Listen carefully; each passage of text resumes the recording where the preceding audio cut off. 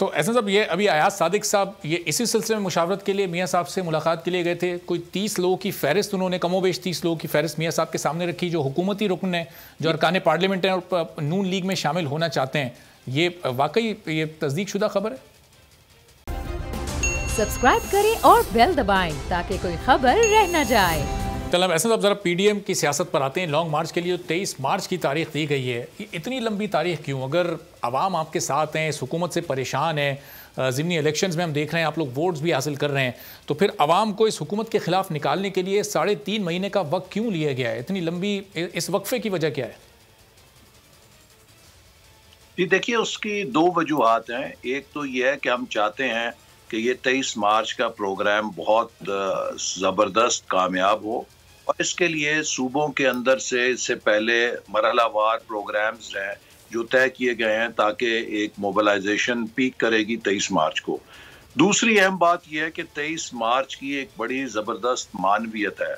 23 मार्च इस खित्ते के लोगों के उमंगों का दिन है, जब हमने ये मुल्क हासिल किया था और उसको हासिल करने का ख्वाब देखा था। दूसरी हैसियत यह है कि 23 मार्च 1956 को पाकिस्तान की रियासत ने पहला आइन मंजूर किया था और नाफिज किया था। तो हमारी सारी जो स्ट्रगल है वो को इज्जत दो, अवाम के उमंगों का एहतराम की है, और हमारी सारी स्ट्रगल आइन की बालादस्ती की है।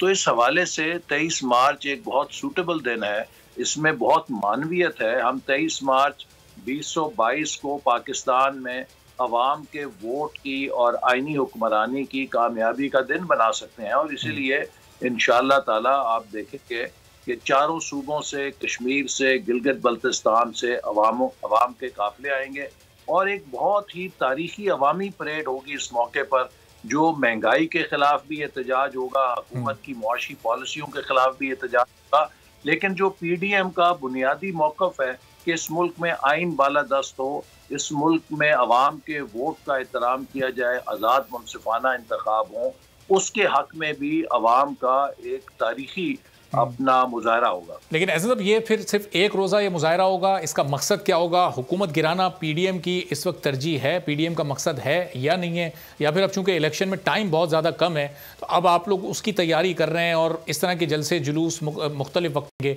महंगाई मार्च और मुख्तलिफ नाम इनको दिए जाते रहेंगे। अब हुकूमत गिराना पीडीएम की तरजीह नहीं है इस वक्त?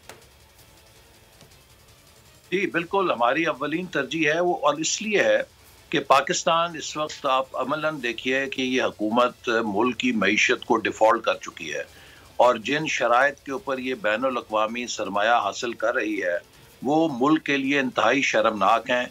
और अब मुल्क की खुद मुख्तारी का सौदा करके, उसे ट्रेड करके, उसे बार्टर करके ये अपने आप को जिसे कहते हैं अफोर्ट रखे हुए हैं, या तैरने के काबिल अपने आप को रखा हुआ है। तो इसलिए इस हुकूमत का एक एक दिन बहुत भारी गुजर रहा है, और अगर ये हुकूमत साल डेढ़ और रह गई तो मुझे तो लगता है कि कोई शख्स वज़ीर आज़म की जिम्मेदारी कबूल नहीं करेगा, क्योंकि वो फिर बिल्कुल जूतियों का हार होगा। जिसने भी वज़ीर आज़म बनना है, साल 2 साल में कोई मैजिक नहीं कर सकता। और इसके साथ आप अगर इमरान खान साहब की अपनी एक्टिविटीज़ देखें, मेरा ख्याल है कि वो भी अपना अंजाम देख रहे हैं कि वो डेड एंड की तरफ बढ़ चुके हैं, और उनकी जो मियाँ वाली उन्हें याद आ गया 3.25 साल के बाद, और यकायक वहाँ पे अरबों रुपए के पैकेज दे दिए। और फिर आप देखिए जिस किस्म के वो गिमिक्स कर रहे हैं लोगों को बेवकूफ़ बनाने के लिए, कि जो सेहत कार्ड और दूसरी ऐसी स्कीमों का इजरा कर रहे हैं, उसमें जिस किस्म के अवाम से वादे किए जा रहे हैं, पूरा मुल्क का बजट भी लगा दिया जाए, वो पूरे नहीं हो सकते। तो ये सब चीज़ें इस बात का इंदिया देती हैं कि खुद इमरान खान साहब भी अब एक अर्ली इलेक्शन की तरफ कन्विंस हो चुके हैं, या वो फैसला करने वाले हैं, या उन्हें नजर आ रहा है कि ये हमारे पर अफ्ताद आने वाली है। और तो इसका मतलब ऐसा सब ये सूरत हाल बड़ी दिलचस्प हो गई कि हुकूमत ये चाह रही है कि अर्ली इलेक्शन हो, किसी तरह हुकूमत को गिराया जाए, और अपोजिशन ये चाहती है कि हुकूमत अपनी मुद्दत पूरी करे और पूरा मौका दिया जाए इसको अपने ही वजन से, अपने ही बलबे तले दबने का, खुद गिरने का। अपोजिशन भी यही चाहती है कि जल्द अज जल्द इलेक्शन हो, इसलिए कि हमने पाकिस्तान की रियासत को बचाना है।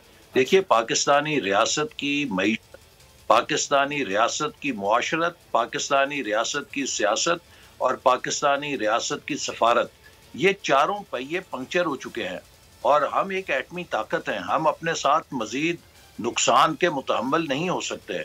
अगर हमने पाकिस्तानी रियासत को बचाना है, इसको अपने पैरों पे खड़ा होने के काबिल करना है, तो जितनी जल्दी ये जख्म जो इस वक्त इस हुकूमत की नाअहली की वजह से हमारे वजूद से खून को रिस रहा है, इसको जितनी जल्दी बंद किया जाए आप बच सकते हैं। अगर ये खुदा ना खास्ता हैमरेज इसी तरह जारी रहा तो ये नाकाबिले तलाफी नुकसान हो जाएगा। तो इसलिए अपोजिशन तो चाहती है कि जल्द अज जल्द इंतखाब हों, और यही हालात की संगीनी इमरान खान साहब को नजर आ रही है। वो अब इस बात का रिस्क नहीं ले सकते कि साल इंतजार करें, चूंकि अगले साल बजट के बाद वो इस काबिल नहीं रहेंगे कि किसी जगह कॉर्नर मीटिंग भी कर सकें। इसके लिए हिकमत अमली आप लोगों की क्या है? अगर ऑपोजिशन जल्द अज जल्द इस हुकूमत को गिराना चाहती है और जल्द अज जल्द इलेक्शन में जाना चाहती है, लेकिन अमली तौर पर पीडीएम की कहीं कोई हिकमत अमली तो ऐसी नहीं दिखाई दे रही। जब आप 3.5 माह के बाद एक एहतजाज की कॉल देंगे तो इसका मतलब कि ऑपोजिशन इस वक्त नहीं चाहती इन 3.5 माह के दौरान हुकूमत को कोई खतरा पहुंचाना? नहीं, हम इसके लिए बिल्कुल सरगर्म है। ऑपोजिशन मुख्तलिफ सियासी जमातों से राब्ते भी कर रही है, और इसके साथ साथ हम मुख्तलिफ ऑप्शंस पे काम करें। सियासत में आप कभी एक ऑप्शन पे अपने आप को कमिट नहीं करते, मल्टीपल ऑप्शंस होती हैं। जो नो कॉन्फिडेंस की ऑप्शन है वो भी मौजूद है, और इज्तिमाई इस्तीफों की ऑप्शन जो है वो भी है, क्योंकि हम सब ने अपने इस्तीफे क़यादत को दिए हुए हैं। और जिस वक्त हम समझेंगे कि हालात इस कदर गर्म हैं या हालात इस कदर अब पक गए हैं कि हमारे इस्तीफों से फ़र्क पड़ सकता है, तो हम दे देंगे।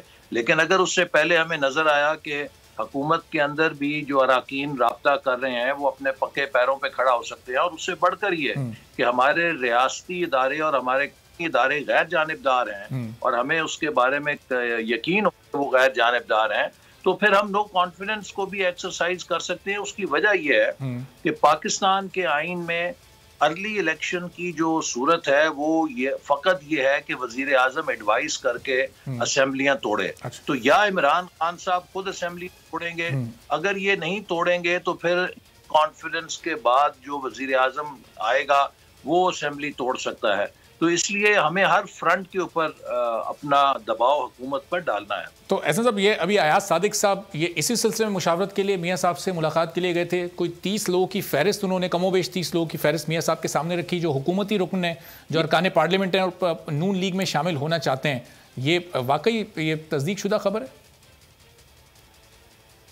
देखिए, इस बारे में तो मुझे कोई इल्म नहीं है, लेकिन मेरा जहाँ तक इल्म है वो अपने निजी दौरे पर गए थे, और वहाँ पर जो भी कोई मुस्लिम लीग नून का रहनुमा लंदन जाता है तो वो ज़रूर नवाज साहब से उनकी सेहत दरियाफ्त करने के लिए मुलाकात करता है। लेकिन जो आप 30 की फिगर कह रहे हैं, मेरे मालूमात के मुताबिक तो इससे ज़्यादा लोग हैं जो मुस्लिम लीग नून से राब्ते में चाहते हैं कि उन्हें अगर ग्रीन लाइन दी जाए, उन्हें ग्रीन लाइट दी जाए और जाए तो वो अपनी पार्टी को छोड़ देंगे और मुस्लिम लीग नून के साथ आ जाएंगे, बशर्ते कि उन्हें यकीन हो कि अगले के लिए हम उन्हें कबूल कर लेंगे। इस वक्त तो पीटीआई के अंदर कुछ लोग हमारे से राब्ता कर रहे हैं, तो कुछ पीपल्स पार्टी से। तो ऐसा सब ये नून लीग से जो लोग राब्ता कर रहे हैं, इसमें 8 का ताल्लुक वस्ती पंजाब से, 14 जनूबी पंजाब, 6 केपी के हैं, 1 कराची, 1 बलूचिस्तान का है। तो ये क्या मियाँ साहब, अभी मियाँ नवाज शरीफ साहब तैयार नहीं है अभी इन लोगों को लेने के लिए? ग्रीन सिग्नल नून लीग की तरफ से क्यों नहीं मिल रहा है? तो आपका काम बड़ा आसान हो जाएगा फिर, अदम एतमाद वाला। अगर 30 लोग आपके साथ आ जाते हैं तो आपका पलड़ा भारी हो जाएगा। देखिए, हमें इससे ज्यादा लोग हैं जो कि दिलचस्पी का इजहार कर रहे हैं। मैंने बताया ना 30 नहीं है, 30 से बहुत ज्यादा हैं। लेकिन हमने ये देखना है कि जब तक लेवल प्लेइंग फील्ड नहीं होगी, नो कॉन्फिडेंस ऑप्शन नहीं। पीटीआई के बहुत से लोग जब इमरान खान साहब ने इत्तेमाद का वोट लिया है, उन्हें इत्तेमाद का वोट नहीं देना चाहते थे, लेकिन उनको फिर जबरदस्ती एजेंसीज के जरिए पकड़ के असेंबली में लाया गया। इसी तरह जो मुश्तरका पार्लियामेंट का इजलास था, उसमें भी हुकूमत की हलीफ जमातें और बहुत से अराकीन वोट नहीं देना चाहते थे, और आपने देखा कि खुद हुकूमत के अराकीन ने ऊपर अपने बयानात में कहा कि हम तो लाए गए हैं, हम आए नहीं हैं। तो उनको फिर टेलीफोन के जरिए या जो भी इंतजामी जराए थे उनके जरिए जबरदस्ती लाया गया और हुकूमत के पीछे खड़ा किया गया। तो हमें ये देखना है कि क्या ये सिलसिला खत्म हुआ है या नहीं हुआ है, क्योंकि नो कॉन्फिडेंस हो सकता है कि जब पाकिस्तान के रियासती गैर जानिबदार हो। तो ऐसा सब ये 18 से 25 लोग थे। ख्वाजा आसिफ साहब ने भी आज नदीम मलिक साहब को जो इंटरव्यू दिया उसमें उन्होंने कहा ये 18 से 25 के करीब लोग थे जिन्हें फिर फ़ोन करके ये कहा गया कि अभी तब्दीली का मुनासिब वक्त नहीं है। तो अब आप लोग भी ये उम्मीद लगा रहे हैं कि कहीं जिस तरफ से फ़ोन करके उनको रोका गया वो ताकत पहले आपके साथ आए, फिर आप इन लोगों को ग्रीन सिग्नल देंगे कि आए और हमारे साथ शामिल हो जाएं? देखिए, हम किसी ताकत को अपने साथ नहीं करना चाहते, लेकिन हम ये ज़रूर सबको कहना चाहते हैं कि पीटीआई के साथ अगर कोई ताकत लगेगी तो पीटीआई के गुनाहों और नाअहलियों का जो बोझ है उसके नीचे वो भी दबेगी। और जो हमारे इदारे हैं उनका ये फ़र्ज़ है कि वो गैर जानिबदार रहें। हम किसी की मदद नहीं चाहते, लेकिन हम ये नहीं चाहते कि पाकिस्तान के रियासती इदारे सियासी तनाज़ात में फरीक बने। इससे उनकी हैसियत, उनका तशख़्ख़ुस, उनका एहतराम मुतनाज़ होता है। ये मुल्क का नुकसान है, ये हम सब का नुकसान है। इन इदारों को सियासत से बालातर रहना चाहिए। तो हम इनकी गैर जानिबदारी का मुतालबा करते हैं और आज भी कहते हैं कि इन्हें गैर जानिबदार होना चाहिए। और अगर ये गैर जानिबदार हो जाए तो ये हुकूमत तो 42 नहीं तो 72 घंटों की मार है। अच्छा, तो फिर ऐसे ज़ाहिर है इलेक्शन अर्ली हो या अपने वक्त पर हो, नून लीग का वज़ारत उज़्मा का उम्मीदवार फिर शहबाज शरीफ साहब ही होंगे, जिस तरह शाहिद खाकान अब्बासी साहब ने बताया। और फिर मरियम नवाज साहबा को क्यों इस सिलसिले में साइडलाइन किया जा रहा है, जबकि ज़ुबैर साहब इज़हार कर चुके हैं उनके केसेस बड़े कमज़ोर हैं। अगर उनके केसेस ख़त्म हो जाते हैं इलेक्शन से पहले तो फिर ये नून लीग में टाई हो जाएगा या फिर भी शहबाज शरीफ साहब ही रहेंगे वज़ारत उज़्मा के उम्मीदवार? तो मुस्लिम लीग नून की रवायत है वो यही है कि जो शाहिद साहब ने जिस बात का जिक्र किया कि जो पार्टी का सदर है वो प्राइम मिनिस्टर का कैंडिडेट होता है, और शहबाज शरीफ साहब को पार्टी का सदर नवाज शरीफ साहब ने बनाया है। तो इसलिए जब हमारे दो सदर तो है ना, एक ही सदर है, तो जो पार्टी का सदर है वही है कि वो मुमकिना वज़ारत उज़्मा का उम्मीदवार है। तो ये पिछले 3 साल से सूरत हाल है, इसमें तो कोई तब्दीली नहीं आई। अच्छा, ऐसे सब चेयरमैन नैब के तकर्रुर के मामले पर आज बड़ा अहम इजलास आप लोगों का एक स्टेयरिंग कमेटी का अपोजिशन की होना था, वो कल तक मौखर हो गया। क्या उसकी वजूहत रही है? इसमें इतनी देर क्यों हो रही है? आप लोग किसी एक नाम पर या 2 नामों पर मुत्तहिद क्यों नहीं हो पा रहे? पीपल्स पार्टी को एतराज़ है आपके नाम पर या JUI की मर्जी नहीं है? ये इस एक नुक्ते पर क्यों आप लोग नहीं मान पा रहे? बात नहीं, इसमें तो इत्तफाक राय होना है और हुकूमत की तरफ से होना है। और हम सब की ये ख्वाहिश है कि ऐसे लोग हों कि जो गैर जानिबदार हों, जिनके बारे में कोई कंट्रोवर्सी ना हो। और अगर हुकूमत ओपन माइंड के साथ और वो अपने किसी ऐसे शख्स को जो हुकूमत का तरफ है वो लाने के लिए इसरार नहीं करेगी और अच्छे नाम लाएगी तो हमें उस पर इत्तफाक की राय करने में कोई इतराज़ नहीं होगा। लेकिन ये नहीं हो सकता कि हुकूमत ऐसे लोगों को लाए कि जो उसकी डिक्टेशन पे चलें, क्योंकि जो हमारे कौमी इदारे हैं इनको गैर जानिबदारी से काम करना चाहिए। लेकिन ऐसे ऑपोजिशन के आपस में मुत्तहिद है, क्योंकि खबरें ऐसी आ रही हैं कि JUI चाहती है कोई रिटायर्ड जज आए, नून लीग और पीपल्स पार्टी चाहती है कोई रिटायर्ड ब्यूरोक्रेट आए। तो ये इत्तेफाक है आप लोगों में या इख्तिलाफ अभी मौजूद है कोई जिसको दूर करना है कल? ऑपोजिशन के दरमियान कोई ज़्यादा ऐसी कोई इख्तिलाफ वाली बात मैंने नहीं सुनी। असल में सिर्फ हुकूमत के साथ है कि मामला तय होने हैं कि किस बुनियाद के ऊपर इनका चुनाव किया जाए। अगर आपका इशारा इलेक्शन कमीशन के मेंबरान की तरफ है। सब्सक्राइब करें और बेल दबाएं ताकि कोई खबर रह न जाए।